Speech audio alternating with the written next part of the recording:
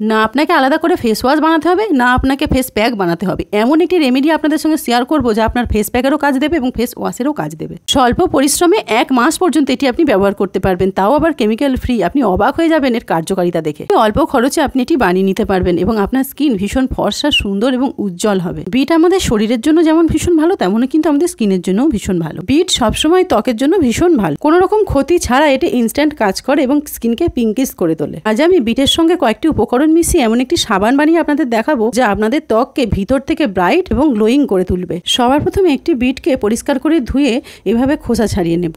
বিটের মধ্যে আছে ভিটামিন ও অ্যান্টিঅক্সিডেন্ট যা বলিরেখা দূর করতে ও দাগ ছোপ কমাতে ভীষণভাবে সাহায্য করে। মুখের তলায় কালচে দাগ দূর করতেও এটি সাহায্য করে। ঠোঁটের কালচে দাগ দূর করতে সাহায্য করে। এর আর্দ্রতা বজায় রাখে এবং ছোটখাটো ত্বকের সমস্যাও দূর করতে সাহায্য করে। এরপর একটা গ্রেটারের সাহায্যে আমরা গ্রেট করে নেব। গ্রেট করে নেওয়ার পর আমরা একটা ছাঁকনির সাহায্যে বিটের জুসটা বের করে নেব। আমাদের এখানে বিটের জুসেরই প্রয়োজন। আমাদের এখানে 1/4 কাপ বিটের জুসের প্রয়োজন হবে। এই সাবানটি আপনি হাতে, পায়ে, মুখে, ওভারঅল শরীরেই ব্যবহার করতে পারবেন এবং আপনার পুরো বডিটাই আপনার ভীষণ সুন্দর এবং ফর্সা এবং আকর্ষণীয় করে তুলবে। এর মধ্যে অ্যাড করুন 1 চামচ আমন্ড অয়েল।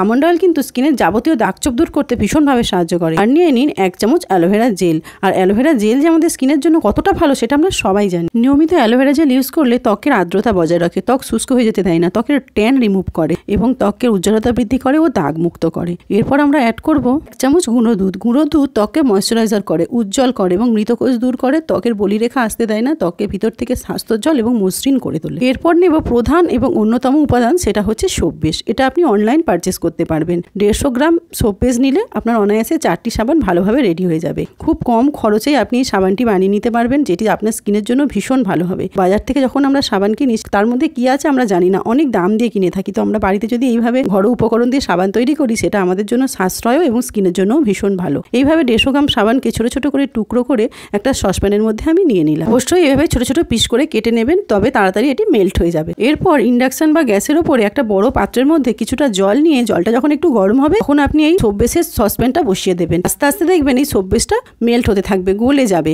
যখন পুরোপুরি সোপ বেসটা এরকম তরল পদার্থে পরিণত হবে, একদম মেল্ট হয়ে যাবে, তখনই যে বিটের জুসটা আপনি রেডি করে রেখেছেন সেটা দিয়ে দেবেন। 2-3 মিনিট ধরে একটি চামচের সাহায্যে সুন্দর করে মিশিয়ে নেবেন। তারপরে গ্যাস বা ইন্ডাকশনটি অফ করে নেবেন। এখন কি সুন্দর একটা ন্যাচারাল রং এসেছে। বিটের রংটা তো ভীষণই সুন্দর। সব উপকরণের সঙ্গে যখন সুন্দর করে মিশে গেছে, খুব সুন্দর একটা কালার এসেছে। এরপর আপনি অনলাইন থেকে সিলিকনের এইভাবে একটি সোপ মোল্ডও পারচেস করতে পারেন, বা আপনি পেপার কাপেও দিতে পারেন। আর যদি আপনার কাছে কিছুই না থাকে, যদি আপনার কাছে প্লাস্টিকের কোনো পার্টি টাইপের কিছু থেকে থাকে, তার মধ্যেও এই লিকুইডটা আপনি দিতে পারেন। দিয়ে আপনি কিছুক্ষণ রেখে দেবেন, যতক্ষণ এটি সুন্দরভাবে বসে যায় ততক্ষণ পর্যন্ত একটু অপেক্ষা করবেন। দেখুন কিছুক্ষণ পর কি সুন্দরভাবে সাবানটি বসে গেছে। দেখুন 4টে সাবান কত সুন্দরভাবে রেডি হয়ে গেছে। শেপগুলিও ভীষণ সুন্দর হয়েছে। 4টে সাবান 4টি শেপে রেডি হয়েছে। আমি আপনাদের তুলে দেখাচ্ছি কত সুন্দরভাবে আপনারা সহজেই এই সাবান বানিয়ে ফেলতে পারবেন খুবই কম সময়ের মধ্যে, এবং খরচ ভীষণই কম। দেখুন এটা ওভাল শেপে হয়েছে, একটি চৌকো শেপে হয়েছে, দেখতে ভীষণই সুন্দর হয়েছে।